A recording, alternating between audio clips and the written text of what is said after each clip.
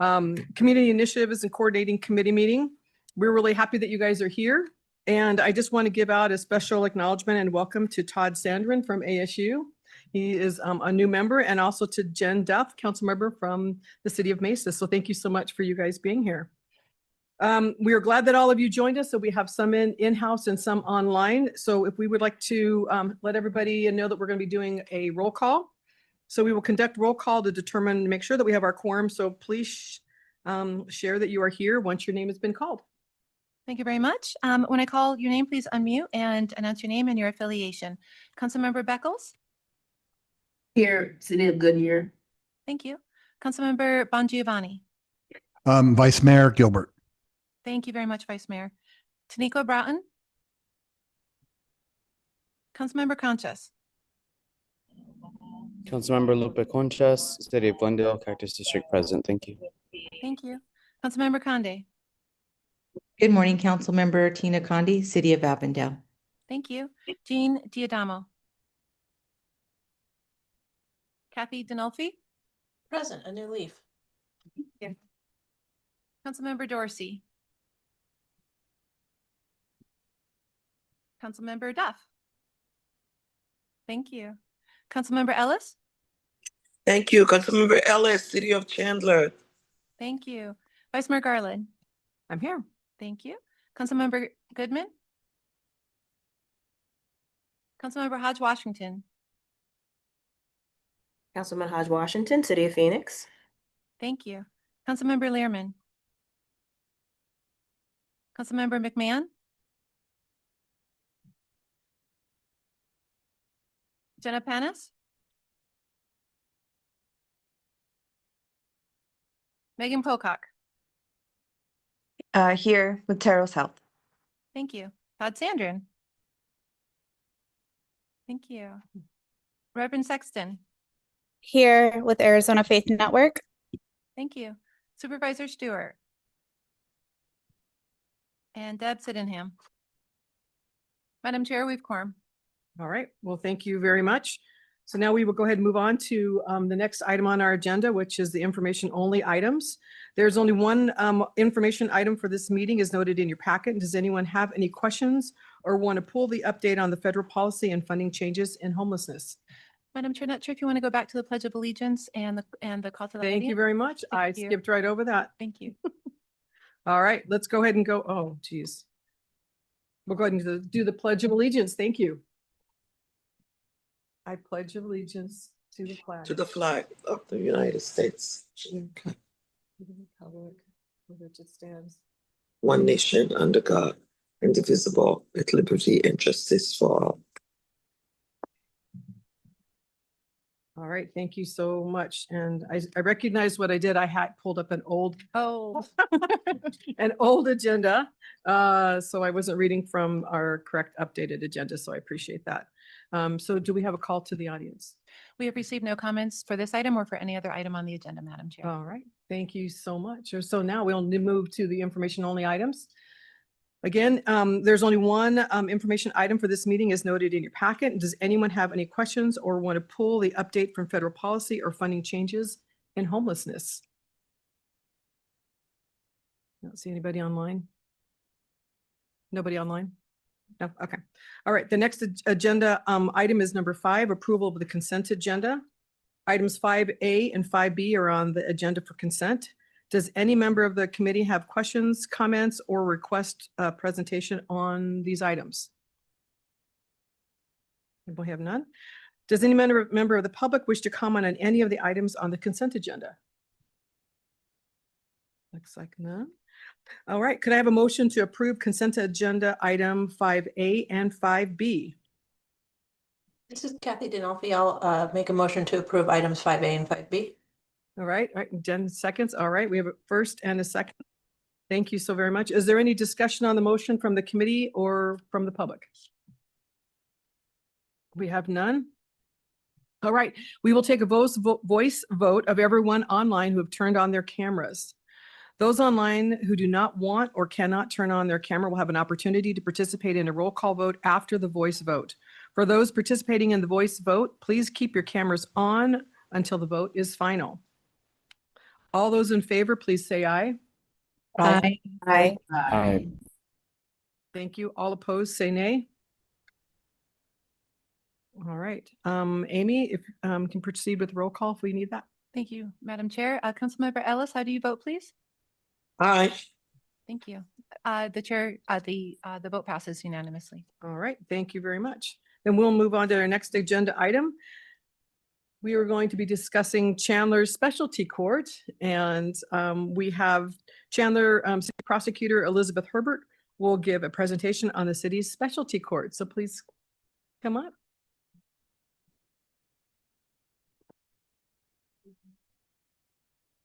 Well,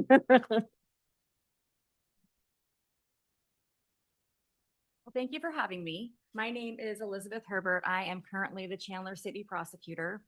Before becoming the city prosecutor a million years ago, I was a teacher for the Mesa Public Schools. I taught social studies, geography, and American history.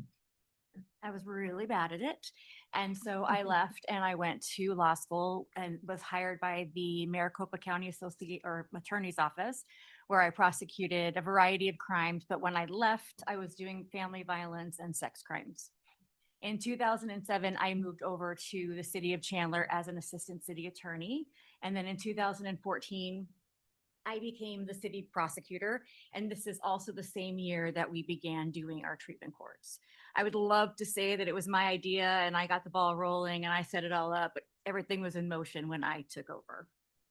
So before we had treatment courts, well, let me just back up a little bit. We have 3 treatment courts. We have a treatment court for homeless. We have it, or we call it our support court. We have a treatment court for people who have mental health issues, specifically people who are severely mentally ill. And we have a treatment court.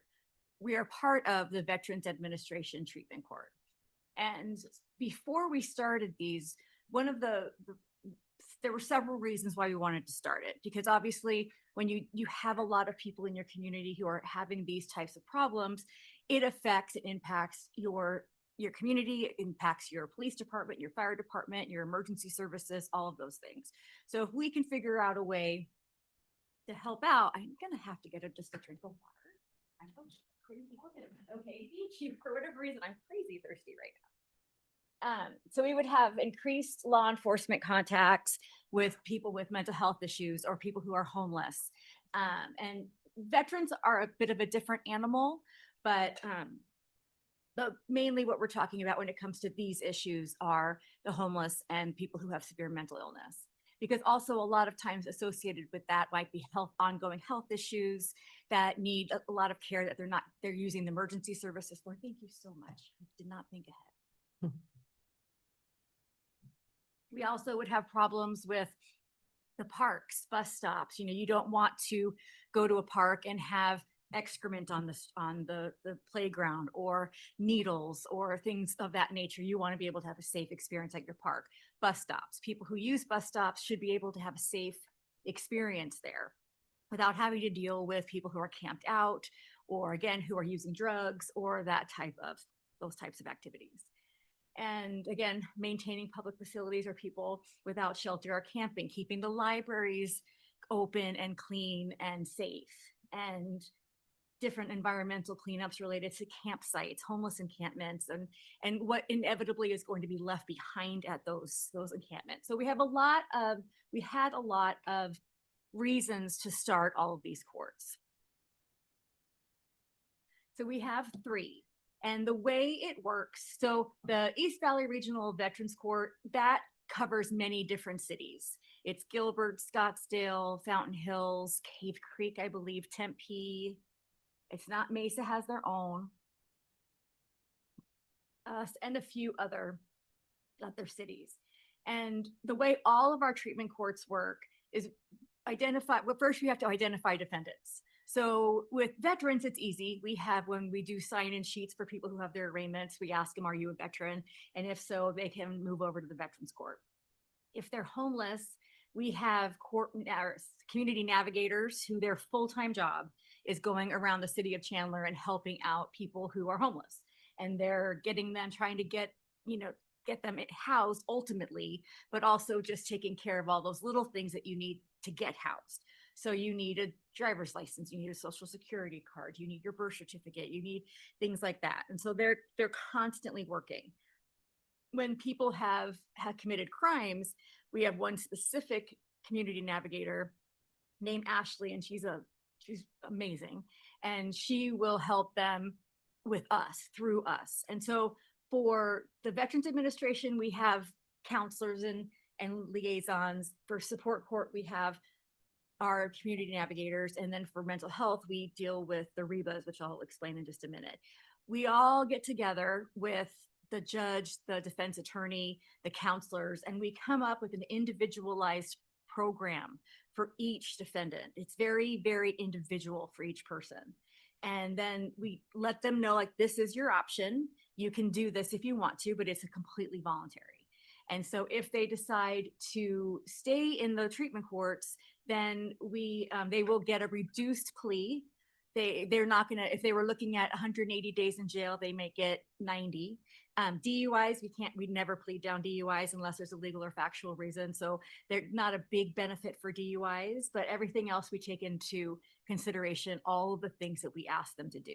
We're always going to ask them to do far more than they would do if they went to the regular court, but they are getting a huge benefit in the long run. So for Veterans Court, our VJO, there are Justice Outreach Social Workers.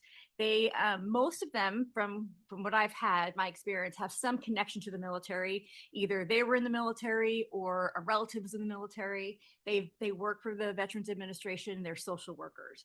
They are a wonderful resource for not just our veterans in court, but just there are lots of veterans out there, you'd be surprised, who qualify for services, but they don't even know it. They have no idea. And then they'll get into this court and it's life-changing for them because they get monthly benefits, they get health benefits, they get housing benefits, and they didn't even know that that was an option. And that happens quite a bit. So what they do is they connect the veterans with their services. They also direct us in what we ask them to do. I'm not a social worker. I'm not a psychiatrist. I don't do drug treatment. My experience is all law, all criminal law, and 7th grade geography, which helps me very, very little. And so the VJOs, they're the experts. They know the veterans' history. They know what history they've had, where they've deployed, and what medical help they've had through the VA, and what mental health help or substance abuse help or anything like that. They have all that information. So we are not going in blind. We have information. And then the prosecutor, every defendant gets a defense attorney, the judge and the VJOs work together. And then we also have, there really are so many other players. We have somebody, Kayla, who is another branch of the social work of military that just helps them connect with other military and helps with services. We have individual counselors through Tempe that can help when people don't qualify for the VA services for whatever reason. So I have yet to see a defendant, military or a veteran, not be able to get the help that they need. And then, and it also helps to know what are your issues and how are they service connected? And so at the beginning of each court hearing, the judge gets up, and all of our judges have military experience, and they ask each defendant to rise and to explain, obviously, their name, what their branch of government they were in or military they were in, how long they were there, what they did while they were there, and how many deployments that they've had. We've had Vietnam vets. We've had vets that have had 10 deployments. We have vets who have serious PTSD or injuries and long-lasting issues from their combat experience. And when they come home, it's not easy to assimilate back into life where there are IEDs on the road and you're not with your soldiers anymore. And it can be hard. It can be very hard. So like I said, we go through all their background, the military, the VA, and VA benefits. It's not always just the counseling or the housing. Sometimes it just finds out like, oh wait, you earned these benefits, you should get them. When they graduate, So which means that we come up with a program, and it could be a mental health program plus a PTSD program. And sometimes it's an inpatient, we call it the domicile, we call it the DOM, where that is co-occurring care, which means that they're getting help with drug treatment as well as mental health treatment, as well as PTSD treatment. And they start inpatient, they can stay for a significantly long time, and then they can do outpatient. And so, like I said, when we ask people to be a part of this, we're asking a lot of them. But it's amazing. The difference that you see in defendants from when they start to when they finish is just, it's amazing. It's impressive. So when they have completed all of that, they graduate and they get a commemorative challenge coin. We do a ceremony at the court. The judge talks to them, and they're able to address the rest of the defendants in the room. It's a very nice little ceremony. Now, keeping in mind that many of them may be done with court, but they're not done with the VA. So they still can use all the services. The VJOs are available to them, whether they're in court or not. They're always available to them after. So they help with Veterans Court, helps with housing, substance abuse counseling, mental health, PTSD, military sexual trauma, that we see that actually quite a bit in both male and female veterans, and inpatient substance abuse, health, just basic health care. Sometimes, we have these veterans who are not only vets, but they're also homeless, and they haven't gotten the care that they need. And so they will opt to utilize their benefits. Now, it's very possible that we have a defendant who fits into all three of our treatment courts. We could have our mental health defendants be veterans, and they could all be homeless. Personally, I was a teacher, and long time ago, and what we were starting to do was to integrate and take the kids who were severely mentally ill or had special needs, and take them out of these secluded classrooms, and we moved them into the regular classroom with just help. And that way they could see better model behavior, normal behavior. And we always found that it was extremely beneficial. So of our three treatment courts, our veterans, they're veterans. They made it through boot camp. They made it through military service. Most of them made it through deployment. They succeed more than the rest of the defense or the treatment courts. And I like to keep the defendants that qualify for many different courts to stay in Veterans Court, because that's our most successful court. And I think good modeling is always helpful for people who are within these programs. So that's my personal choice. They can, if they would rather stay in a different veterans or treatment court, they can. Then we have our mental health court, and our goal is to only deal with people who are severely mentally ill. That means that they have taken an exam, they qualify for special care, they qualify for a case manager, they qualify for more than somebody who is just what we call GMH, or general mental health.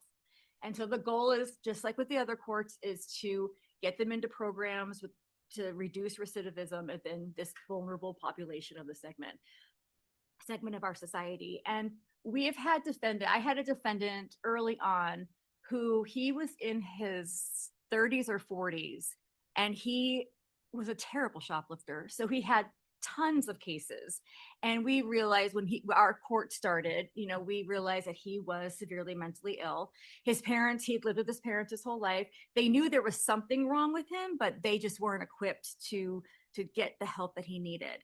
And we got him into mental health court, and his life changed. He got services and medication and counseling that he had never received before. And we never saw him again. I mean, the first time I saw him, I had a stack of shoplifting cases, and we haven't seen him since. So I definitely see the difference. It's in Chandler, while it's a bigger city, there's still such a small town feel to it. And so, especially in the downtown where we do get a lot of our treatment court defendants, I see them when I go get gas. I see them when I walk to lunch, and I can see that they're, who's doing better or who's hanging out with who they shouldn't be hanging out with. And that is all very helpful, because it seems like a very small town. So just to explain the regional behavioral healthcare system, most of Access members they can receive behavioral care, but that's going to be general mental health care, and it's going to be through their healthcare plan.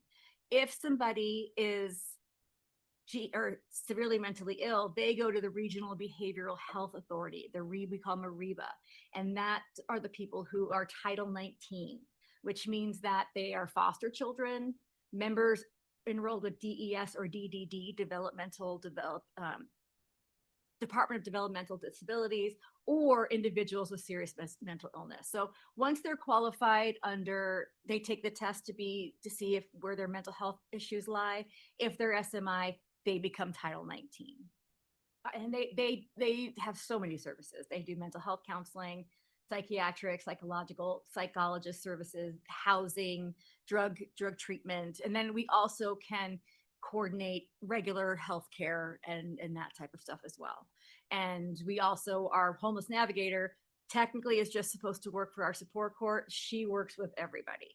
She is all over the place, and she does wonderful things.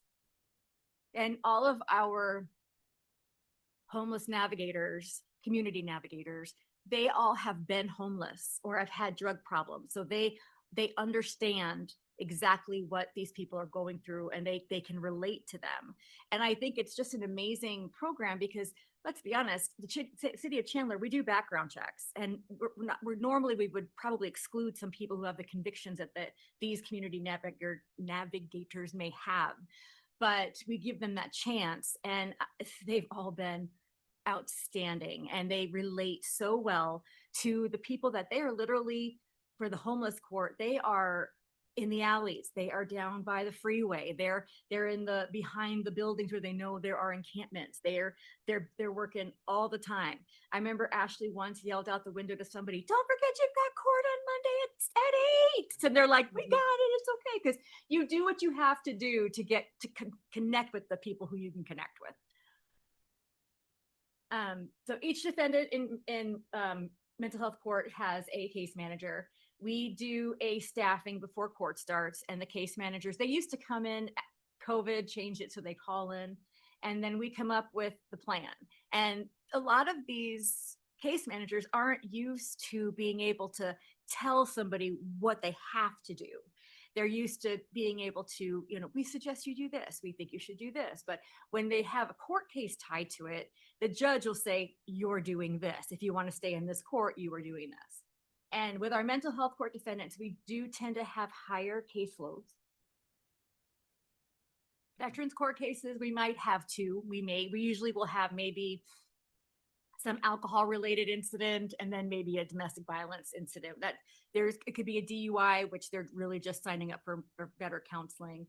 But with mental health court and support court, we have so many, and I could have 10 DV cases. I could have 15 shoplifting cases. For homeless, I could have possession of drug paraphernalia, trespass, all of those connected, urinating in public, drinking in public, just all of these things that are tied to why they are in a treatment court. So we do substance abuse counseling. They do job training for those people who are able to work, mental health counseling, inpatient services, a one-on-one counseling, group counseling. They help with housing. They also do co-occurring care. So there's housing and residential treatment where they can be receiving drug treatment as well as mental health treatment, because drugs usually go hand in hand with mental illness because people self-medicate. And so we often see that. Our support court is Ashley. I don't know if she ever leaves, I'm going to be heartbroken, but she's young, so hopefully she'll stay. But the first thing we always work on is detoxification. And so if they can make it through a detox program, then they can start a substance abuse treatment. Because I don't think I've had we have had some support court defendants who are not using. But then there's probably some type of mental health or other status. Ashley helped a man who had been living in a well. There was a well on the corner of Arizona Avenue and Pecos, and he had been living in this well. Officers found out that he was living there. He had been there for years, and they trespassed him for 6 months. So 6 months he waited. And then on the first day of the 7th month, he went back mainly to get his stuff, and they caught him again.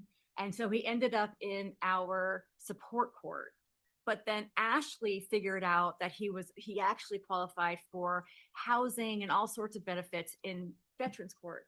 So we got him moved to Veterans Court, and he was housed, and he hadn't been housed in over 20 years. And then he also did the domicile. So he went to the domicile. He did all the counseling that he needed to get himself right, in their words. And then they got him a housing. And when he came in for his graduation, I swear that man was taller. He was taller. His voice was more confident. He had a relationship with his grandchildren. He hadn't been housed in years. And we haven't seen him. We haven't heard from him. He's been doing amazing. So Ashley helps everybody, but we start with detox and then move to inpatient or outpatient or intensive outpatient substance abuse counseling, housing assistance. But you can't really do any of these things until you have driver's licenses and social security cards and other documents. And that's a big thing that Ashley helps with, is getting all of those documents. Because imagine one day you just find yourself with no job, no home, and no way to prove who you are or anything. That's very difficult. And she's really good at figuring out the best ways of getting all of this information for the defendants, because we can't do much until we have that. So that is support court. One really nice thing about all of these courts is that they don't cost us. These services are out there, other than the community navigators, but we have community navigators, and we have 6 of them. Only 1 of them works for our court. But all of the Veterans Administration, that's all paid for. That's not costing the city any extra money. The REBAs, it's available. All of these services are available to citizens of the state of Chandler, of veterans. We don't have to pay for them. We just connect people with them and then tie it to plea offers and tie it to court cases. And so that's, other than we have one memorandum of understanding with Tempe, just because we only have all of their staff does all the work, but that's a very minor charge in thinking about all the services that we can offer. And so that really is the best part about this program, is that it doesn't cost us. There's really no reason for the cities to not want to at least try some of them, because it doesn't cost them anything. And it does great work. And it's very short. Sorry. That's all right. No, that was great information. Thank you so much. I love the idea that your navigators that go out have lived experience, because I do think that makes an incredible difference. So thank you so much. Do you have any questions in-house or online? Madam Chair. Yes. Well, thank you so much. This is Councilmember Christine Ellis with the City of Chandler. I can't say enough about what was just said through this presentation. Thank you for your amazing presentation this morning, Madam Prosecutor. We really appreciate you coming out. I've always wanted this information to be given at this level, even prior when we were at domestic violence and doing all kinds of things, because we've seen a lot of different people walk through those courts from different backgrounds as such. But what I wanted to emphasize into this program, as you have heard, I think the main part for us in Chandler to have made this program so successful, and you did not hear the rate, we are at 98.5%.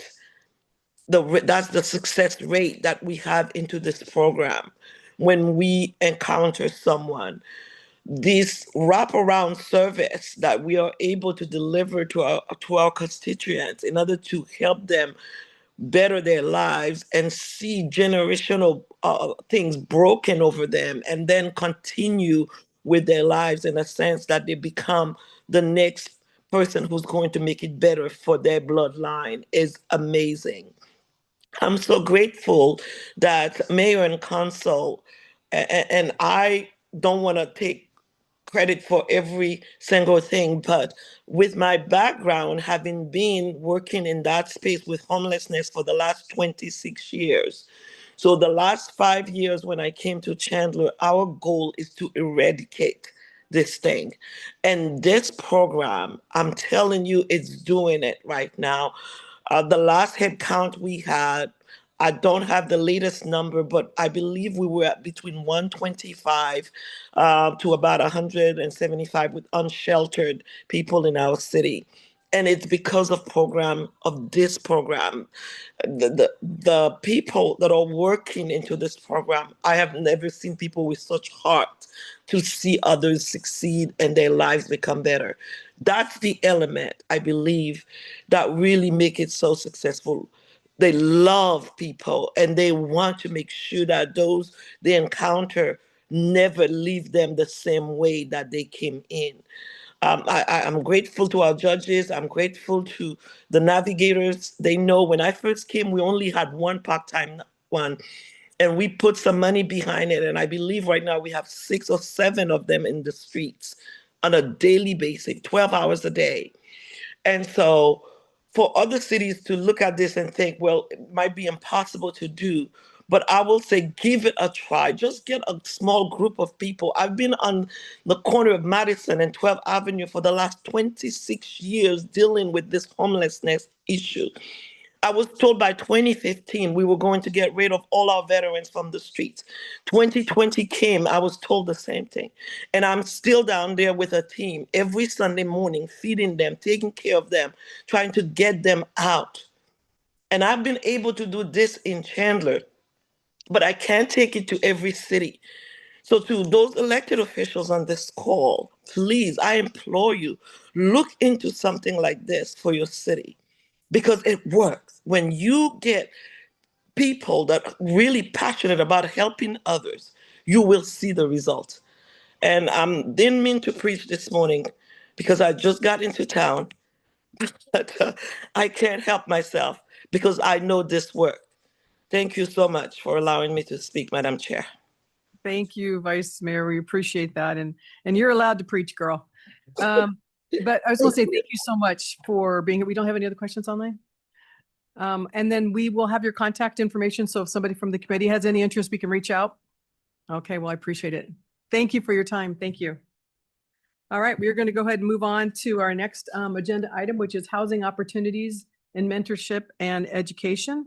And for item number 7, we have Grace and Jen who are going to join us up here. They're from Matrix Design Group, and they will do a presentation on the activities and outcomes of the Housing Opportunities and Mentorship and Education Technical Assistance Program, followed by Amy Sullivan, who will discuss the next iteration of this program. And Amy, can you start us off with a few praise? Thank you very much, Madam Chair, and thank you to all of you. I'm very excited to be able to share this project with you. We do now have the final report posted on the MAG website. And if you pick up the QR code over by where you signed in with the agendas, you can go straight to the story map as well. So you can access the report online, you can access the story map online. Tremendous amount of data, tremendous amount of work involved in this. I want to give a special thanks to JP Morgan Chase Foundation. They've been incredible partners in this work. We worked with them hand in glove to develop this program. And this comes out of our Pathways Home Regional Homelessness Action Plan for local and tribal governments. So MAG Regional Council approved the Pathways Home Plan back in December of 2021. One of the 3 main action steps in that plan is to increase access to safe housing options. And so in working with local governments and Native nations, they expressed a desire to do this, a commitment to do this, and many are doing it very well right now. So we want to build on their success and to be able to offer those lessons learned to other communities who are maybe at a different point in their process. And so all of this is very much driven by local governments and Native nations saying this is where we would like to increase our capacity. This is where we would like to lean in and maybe do a little bit more. And we're able to provide that technical assistance through the Matrix Design Group. They're great partners in this, but it's really because of the funding from JP Morgan Chase. We did also receive a new grant from them. And so after this presentation on Home TA, which is the first grant, the first project, I'll be able to share with you some really exciting news about this next iteration of this work. So thank you very much, Madam Chair, for this opportunity. And I'd like to turn it over to Grace and Jen. Thank you. I'm sorry. Yep. Lights on its screen. Start over. Good morning, everyone. We're really excited to share kind of a high-level overview of the outcomes of this Home TA program. I'll start by just providing a quick introduction. My name is Jennifer Todd Goins. I am, in fact, the second former educator to now speak to this group. I also taught middle school, a variety of subjects, and also realized that was not my forte. So I entered into planning. I have a deep history in both community and economic development, both public and private sectors. I'd also like Grace to introduce herself. Hi, I'm Grace Brenneis. I'm with Matrix. I primarily focus not only in housing, housing opportunities and those partnerships and financial opportunities, but also a lot of the long range plans, transportation, community plans, general plans, as well as, I mean, everything in between. I've been with Matrix for almost 2 years now. I graduated from ASU May of 2024 with a bachelor's in urban planning, as well as a focus in GIS. So with that background, I've been able to learn so much from everyone on the Matrix team. And this was an extremely exciting project where I really honed all of those housing skills. Thanks, Grace. And of course, we don't represent everyone who touched this project. So on the right, we just want to let you know that there were a variety of data, policy, zoning, and housing experts who contributed to this effort. A quick bit about Matrix. We were founded in 1999 with a office in Colorado Springs. We also have a very strong presence in Phoenix with our office here. We are an employee-owned multidisciplinary firm. We focus on everything from planning to engineering, housing, economic analytics, and just general consulting. As you can see on the map with the red houses, we have extensive housing experience, quite literally coast to coast. One day we'll have the north-south also covered with, our experience covering urban, rural spectrum, everything in between. We work with a number of different kinds of communities and are always really excited to encounter a new set of challenges. We would like to acknowledge the funders for this presentation. I don't know why the logos aren't showing up. But one, as mentioned earlier, this program was made possible with support from the JP Morgan Chase Foundation and the Nina Mesa Pelham Charitable Trust, along with the Maricopa Association of Governments. And we just want to thank everyone for allowing us to do this work and follow our professional passions here in the Phoenix area. For context, this project began in late 2024.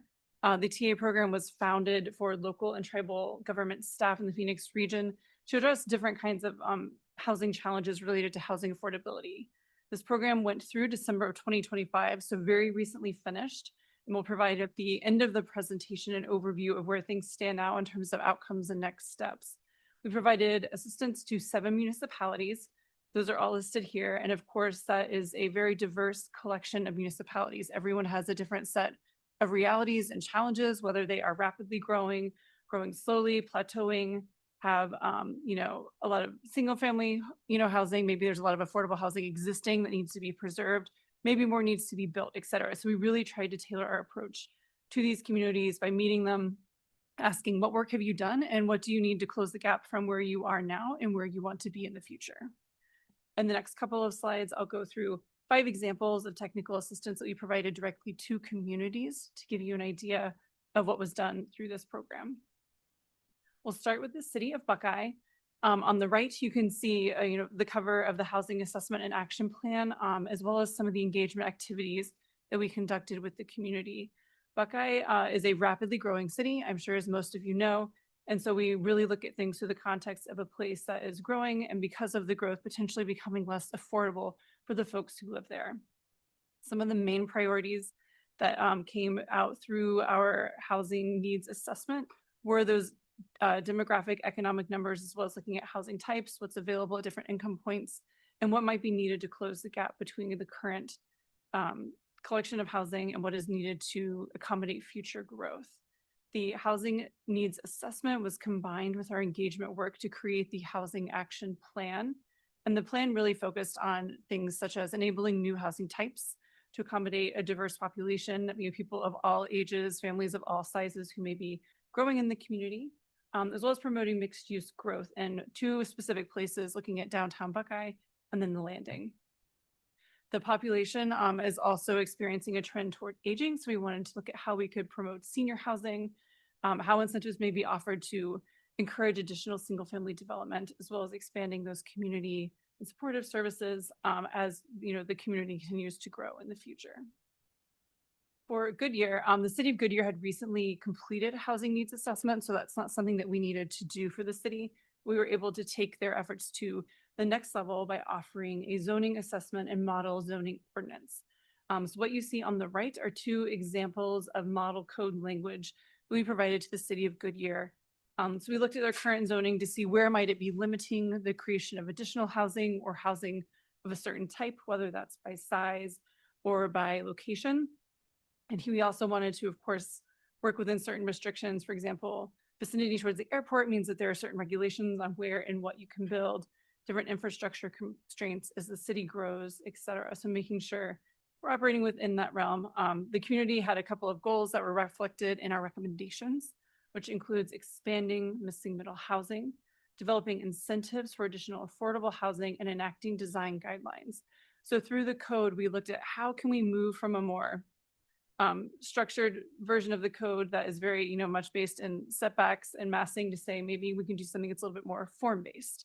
And that provides a little bit of additional flexibility over time within a building form to adapt to different uses. For the city of Surprise, we conducted a housing study and an action plan. So kind of like with Buckeye, we did a needs assessment that led to an action plan. Here, we started with a deep basis in our data analysis. You might be able to see in the graph here that Surprise is very heavily single-family detached, especially when it comes to owner-occupied units. Renter-occupied units are a little bit more diverse in the housing type, but still skew pretty heavily toward single-family development. So here we looked at what kinds of housing exist, what might be needed going forward. And so the kinds of things we looked at included how might additional housing be funded in the future, for example. So we looked at different financing options. You see a table on the right that provides a summary funding matrix. We looked at what incentives might be possible, how development standards could be tweaked to encourage additional housing over time. This led to recommendations regarding missing middle and ADU policies, saying that the city might want to look at adopting policies that go beyond what the state of Arizona requires. We also developed frameworks for monitoring and compliance, for encouraging interagency collaboration. We all know local government always works perfectly. And then also for community engagement, how might the city engage the community as we go forward in developing additional affordable housing? For the city of Phoenix, we were asked to provide more broad-based community support for affordable housing. The city, of course, already has quite a bit of data in their portfolio. So we created the housing dashboard, which you see on the right. This takes a number of different metrics and community indicators related to housing and puts them in one place so that both policymakers and community residents can get a snapshot of what the city looks like as a whole or what a specific neighborhood looks like regarding housing affordability. We also created community engagement materials. These can be used and adapted by the city to communicate things related to affordable housing, whether it is a policy, development, et cetera. So that includes videos, survey templates, infographics, et cetera, that can be used in those communications. Again, the housing dashboard. We also did a little bit of data analysis on the back end, looking at that demographics, housing conditions, and affordability. We also did a vacant parcel analysis to see where might development go within the city, and discovered that about 10% of the vacant properties are currently city-owned, presenting an interesting possible opportunity for the city to take the lead on some of the new housing developments over time. Then the city of Towson, we did a housing needs assessment and developed some housing strategies. You can see on the right with the green boxes, a snapshot of our housing needs assessment where we looked at how many units are within the city and of what types. That helps to identify where there might be gaps in the ecosystem. Our recommendations focus on creating diverse and affordable housing types. That's pretty much a theme throughout the different cities. We also heard a desire to increase senior and young professional housing. In order to do that, we identified a need for funding and partnerships to really make sure that those projects come online. City also has a lot of naturally occurring affordable housing, the NOAA properties. And so we looked at how might those be rehabilitated. The most affordable housing you have, as I think most of us know, is what you have right now. And that building it is, often more expensive than working on rehabbing where possible. Secondly, or I guess last, we developed frameworks that included parcel inventory. We created a framework for monitoring public-private partnerships, identified opportunities to update land use standards and regulations, and those were based on those parcel and partnership availabilities that I mentioned earlier. With that, I'll hand it over to Grace. Thank you, Jen. So in addition, excuse me, in addition to those individualized housing studies and engagement efforts and everything, all of the municipalities were able to opt in and participate into group technical assistance sessions.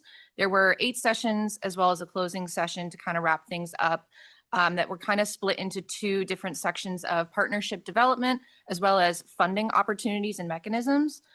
So a lot of those topics included unsolicited housing proposals, partnerships and strategies, downtown revitalizations, workforce housing and partnership development, which was my personal favorite, housing, human services, and down payment assistance programs, general affordable and workforce housing financing options, as well as housing rehabilitation financing. So they kind of got a sneak peek into those kinds of things in the individualized efforts, but this really gave them an opportunity to look into a lot of case studies.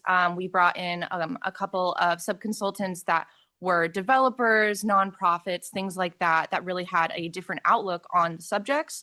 As well as, you know, kind of discuss things with one another in a bare bones setting where anything is possible, where municipalities could talk with one another about what has worked in the past, what hasn't, their kind of discussion points and questions on all of those topics presented.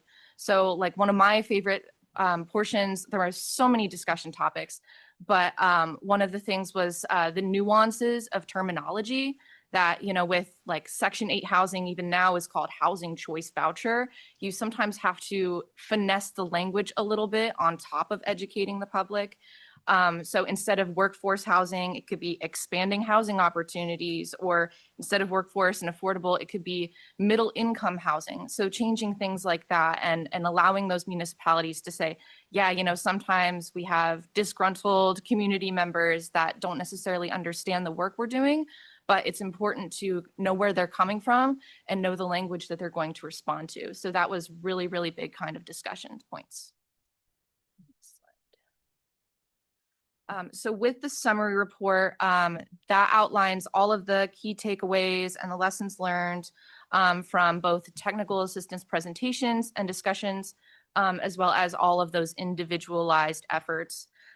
So it also provides a framework for all of those future endeavors. Similar to the programs, we really hope that, you know, not only those municipalities that participated in this program, but those that didn't, or even across the nation, might be able to take a look at this and say, okay, well, this is what has worked. This was what maybe we could tweak in the future and things like that. And additionally, we also really, really wanted to have a place where all of those deliverables, all of those housing studies and engagement efforts, all of the technical assistance presentations and videos could live and thrive, and everyone can take a look at it all at once. Really more of an accessible place was this story map, which we also have, as Amy has said, with the QR codes in the back, but we'll have it on the last slide as well.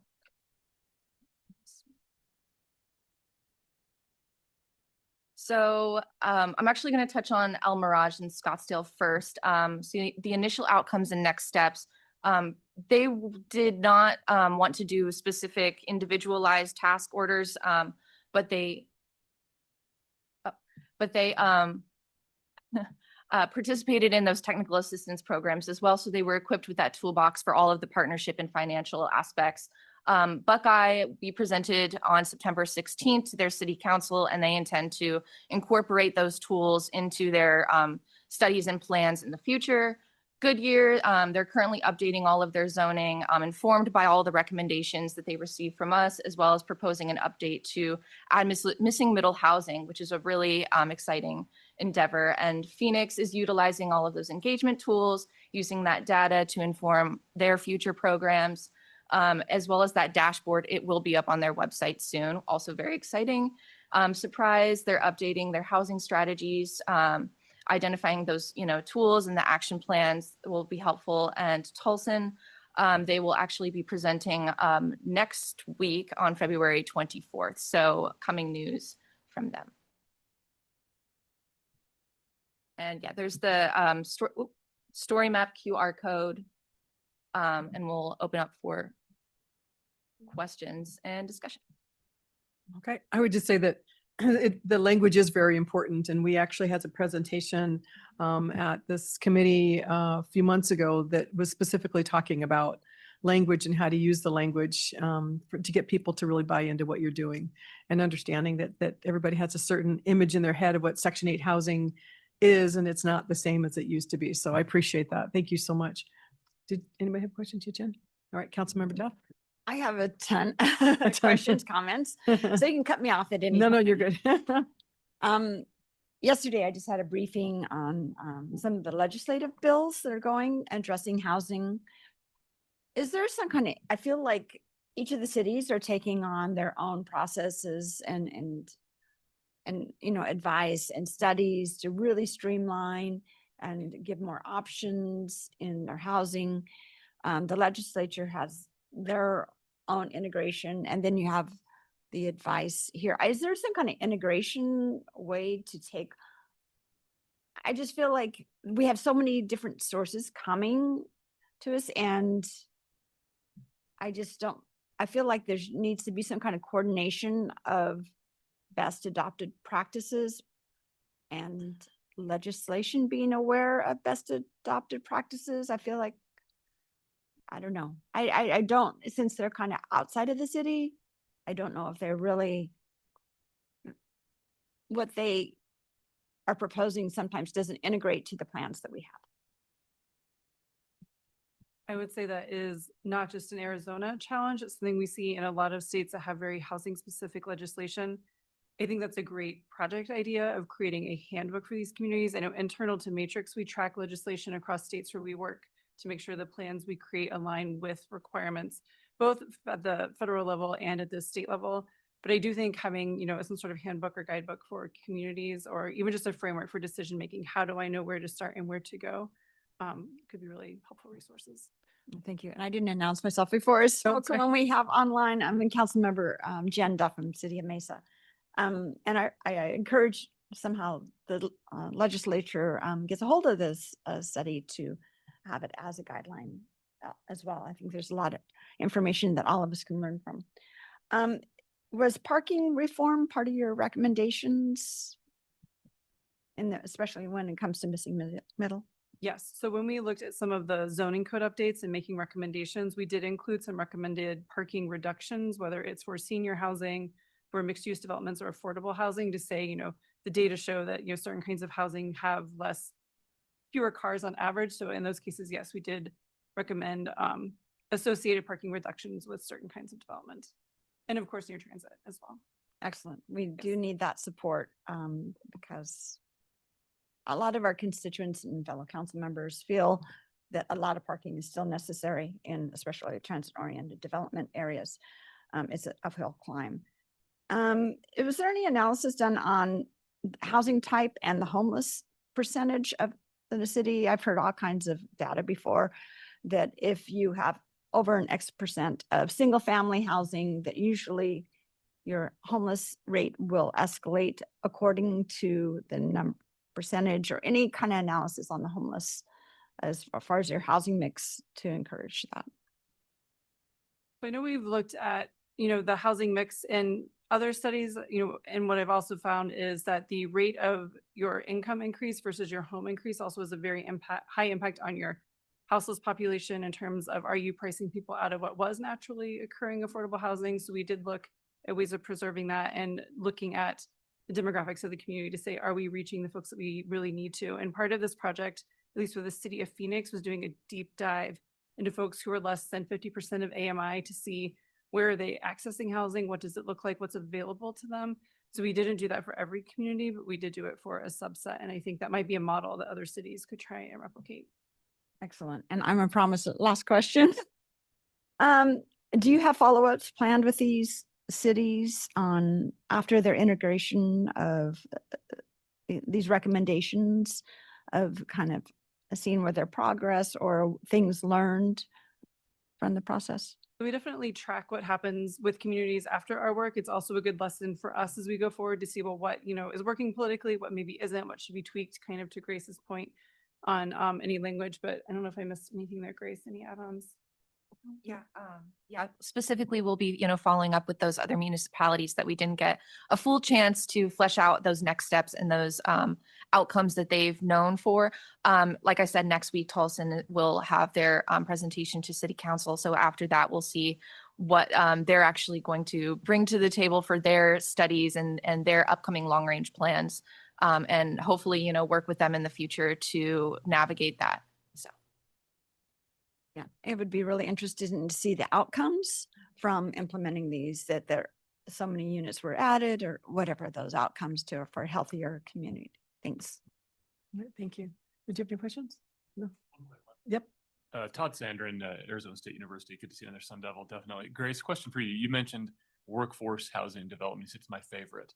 Tell me more about that, because certainly, ASUs across the entire Phoenix metropolitan area, Maricopa County, West Valley, we're seeing huge shifts, population growth, workforce changes.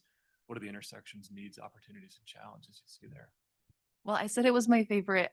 Primarily, it's a little bit more biased. I was the one that did that presentation. I created and facilitated it. So I feel like I know quite a bit about it, more than the other topics, more or less. But one thing that researching this topic, I really found interesting was that there is just a huge gap in access and like subsidies and whatnot for workforce housing. There are a slew of ideas and resources for affordable low income housing, as well as, a dime a dozen luxury apartments and whatnot, especially around campus. But there's not so much access to middle income housing. And one of the research points I did was the average salary per all of these municipalities was actually lower than the necessary AMI, the median income that was needed to reach either the low income apartments or the high income apartments. So like I said, there's just a huge gap in the market. And then in talking to a lot of affordable housing developers and nonprofit organizations that also have a hand in that kind of development, they kind of find that there's actually such a wonderful gap in the market for these kind of housing. Like if they could find the sweet spot of actually producing units that aren't too expensive for them, but are still, really nice and really attractive to middle income folks, that they'll be able to go into that. So it's like an untapped market. So I found that fascinating. Thank you. Thank you very much. Do we have anyone online that has any questions? No? Okay. And did you want to follow up, Amy? Thank you. Yes. So we're very thankful to the Nina Mason Pulliam Charitable Trust and to JP Morgan Chase for providing the funding for this grant. We have received a $1.25 million grant from JP Morgan Chase to continue and to deepen this work. I'll have some more details about that in the next agenda item, but just wanted to let everyone know that we do have an action team that includes some members of this committee as well as other housing leaders from throughout the region. I'm very excited to be able to continue that work, and we'll be able to undertake that work in partnership with this committee. So Peter Burnett from our team will be the project manager on that, and Clea will be working with him, but we'll be working very closely with all of you to implement this next phase of the project. Thank you. All right, we appreciate it. Thank you so much. We appreciate your presentation. It was wonderful. Thank you, Grace. Thank you, Jen. All right, so we're going to move on to our next item on this agenda. When we formed this committee, our operational plan and charter noted that conducting a call for projects was going to be able to really help with our strategic direction. On the basis of the products is one of our primary responsibilities. And during our November meeting, we directed staff to conduct the call. And Amy is here to give us a presentation on that. Thank you very much, Madam Chair, members of the committee. I know that we're running up against time for maybe a few of our members, so I'll move through this somewhat quickly, but if you have questions, please stop me anytime. Happy to go into more detail about that. So this is the timeline for the call. Thank you very much for your direction to launch this back in November. We did open up that call very shortly after your last committee meeting in November. That call concluded on January 6th. We received 14 applications, really quality applications. We'll also particularly want to thank you because no one could apply if they didn't have a sponsor from this committee, and a number of you sponsored a number of applications. So thank you very much for your support and your active interest in that. We were able to evaluate those proposals between January and February. You have a recommended slate Please know that 3 out of 14 are being recommended to move forward, but there are so many worthy applications. It was very hard to be able to identify which ones maybe where we thought we could add value, with really one of the essential points being that funding viability. Because all of the projects, all but one came in needing funding. Some came in with funding that was already committed, which is wonderful. But within our capacity here at MAG, and depending on the viability of the funding ask, particularly if it represented more of a demonstration project, kind of one and done, that was more viable than something that would need particularly funding for staffing long-term on an ongoing basis. We're just not built for that. So that's one factor in this as well. You do have this on your agenda for action today.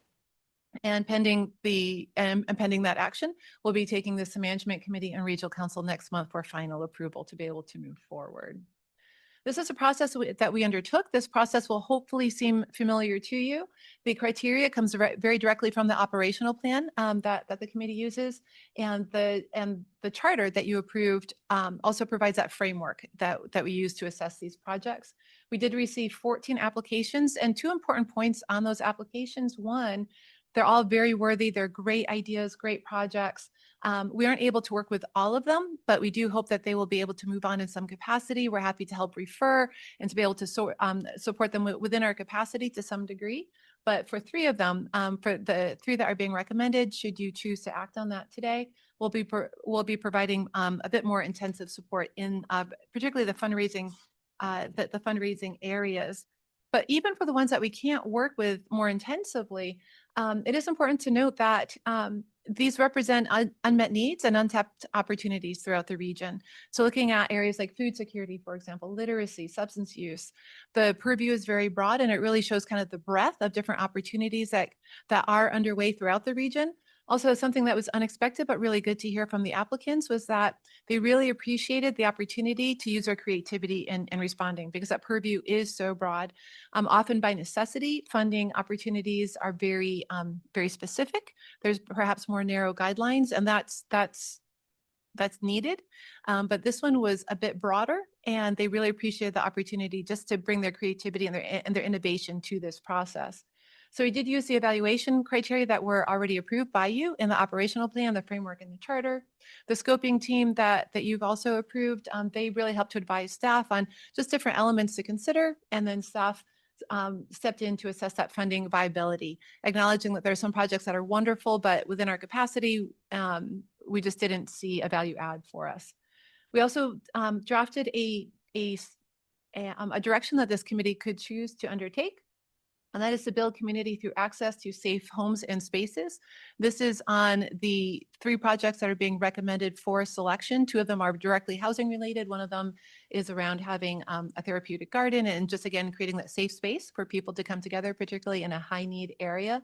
And this can be used as a lens that you can use to assess future work. So future activities, because the purview of the committee is fairly broad, it can be helpful to have a strategic direction in place that you can use to filter those new ideas to help direct and orientate the committee to additional work that you can take on beyond this.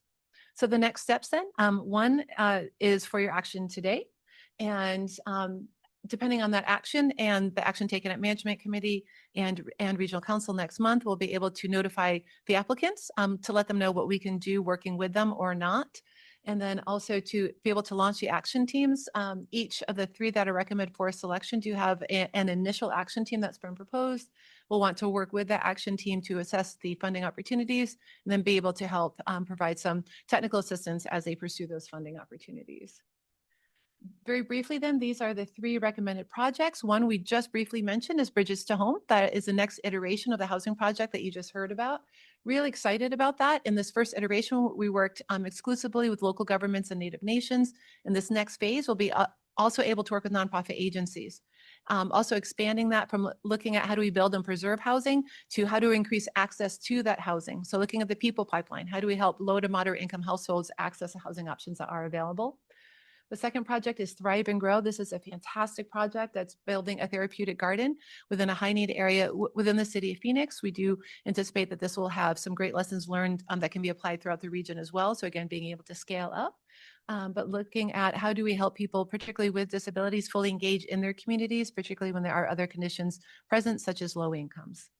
And then the third, this may seem familiar to you, who have been working with us for a while here at MAG, Pathways Home. Pathways Home was a regional homelessness action plan that was a grounding, kind of the policy alignment for the home TA program and also for Bridges to Home. It needs to be updated. Homelessness is increasing, not necessarily decreasing, as was intended in this plan. And the landscape has really changed. And so we particularly want to be able to work very closely with the regional continuum of care as we update what are the priorities, what are the opportunities for local governments and Native nations to address homelessness together. The action then that is requested is to recommend approval of both the strategic direction as well as that slate of 3 projects. Depending on your decision today, we will carry forward that decision to Management Committee and to Regional Council for final approval next month. Happy to answer any questions that you might have. Thank you. Thank you, Amy. Do we have any questions in the room or online? We have none online. All right, well then I will take a motion. If somebody would like to make a motion to recommend the approval of the proposed Community Initiatives Coordinating Committee, fiscal year 2026 strategic direction and project selection. We have a motion. Does Councilmember Condi make a motion to approve? Thank you so much. Do we have a second? Councilmember Conchas, I second. All right, thank you very much. We have a first and a second, and we will take a voice vote of everyone online who have turned on their cameras. Those online who do not want or cannot turn on their camera will have an opportunity to participate in a roll call vote after the voice vote. For those participating in the voice vote, please keep your cameras on until the vote is final. So those in favor, please say aye. Aye. Aye. All those opposed, say nay. Nay. All right. Now, Amy, would you be able to proceed with the? Yes, thank you. Taylor, may I ask who you're representing, please? This is Councilwoman Taylor with District 2 from Mesa, Arizona. Oh, thank you very much. We have a representative through Councilmember Duff. So maybe we could follow up perhaps after this meeting, but Yeah. we aren't able to register that vote because we already have 1 vote for Mesa. Yeah. Thank you. Sorry, do we have any? So everybody else you have? Yes. All right. And the motion passes. All right, Thank so the you. motion passes. Thank you so much to everyone online and in the room. And Amy, thank you so much. Cannot wait to get moving on this. And I think the Pathways Home is going to be really, really important for us to move forward because that will give direction not just for this committee, but across the community or the county. So that I'm really excited about too. So thank you very much. All right, so right now we are on to our next agenda item, which is request for future agenda items. Do we have any requests for agenda items at this time from anybody here or anybody online? All right, doesn't sound like we have anything. Okay. All right, so then I will move to the next item, which is comments from the committee. Do we have any committee members that would like to make any comments to the committee? All right, so I will go ahead and start this one. I would just like to say on behalf of Vice Mayor Ellis and we were talking about this morning, we just want to say, Amy, thank you so much for all the work that you have done for this committee. And you've really been the guiding light to shine on us, to help us give direction, to make sure that we are doing everything that we can possibly do for the people in our community. We have some flowers that our committee would like to present to you just as a thank you again for everything that you've done. And we wish you the best in your next endeavor. But our committee just wanted to just tell you thank you so much. Does anybody else have anything to say? Are we good? I second. Thank Thank you. you. Amy. Thank you. And Thank you, Councilmember- Amy. Thank you so much. Councilmember Conchas has his hand raised online. All right. Madam Chair. Councilmember Hello. Conchas. Hello, everyone. I just wanted to come in and say hi and just announce that I've been appointed to the National League of Cities Human Development Committee. And so I hope to take some of the work that we're doing here in this committee to the NLC. And I look forward to seeing my fellow council members who are attending the DC conference in March. Thank you. Thank you. Thank you. That's a wonderful committee. And I'm so happy that you're going to be on that. That's a great committee. I was on that one also. Yes. Amy. Thank you so much, Madam Chair. Thank you so much. This committee being able to work with you has been one of the many high points that I've had working here at MAG. Thank you so much for your dedication, for your commitment to doing something differently, to doing something good together. I greatly admire your courage It is rare to dissolve 3 committees and form a brand new one, and you have been co-inventing this with us throughout the whole process. So thank you so much. This is a bittersweet moment. Very excited to be part of this work, and it is hard to step away. It's hard to step away from being at MAG for 22 years and particularly working with my team. You're in very good hands. This is the best team that I've worked with in my 30 years. Cleo will be carrying this work forward, working with you very closely. I encourage you to get to know her. She's extremely bright, very hardworking, and the team is here to support her, and they share those same attributes. So thank you very much. Excited and grateful to be able to move on to the city of Peoria. I will be the Deputy Neighborhood and Human Services Director there starting March 2nd. I will be here through February 27th. If you have any questions, need anything, please don't hesitate to reach out to the team. Please also let me know. I'd love to work with you and hope that our paths cross again, seeing as how I'll still be involved in local government work. So again, thank you for the courage to step forward and to do something different. And it's been an absolute pleasure, and I'm grateful for all of our time together. Thank you. Thank you. And you didn't mention that it's just 15 minutes from your house compared to here. Compared to an hour and 15 minutes going down to 15 minutes, yes, that is a nice perk. That is a really nice perk. Well, we're going to miss you, but we wish you the best. So thank you so much for everything, Amy. We appreciate that. All right, we will go down to our final item, which is adjournment. Our next meeting will be April 15th at 9:30. And please feel free to reach out if you guys have any questions, and we'll be reaching out to Cleo and be working with her next. So thank you so much. Thank you, everybody. Take care.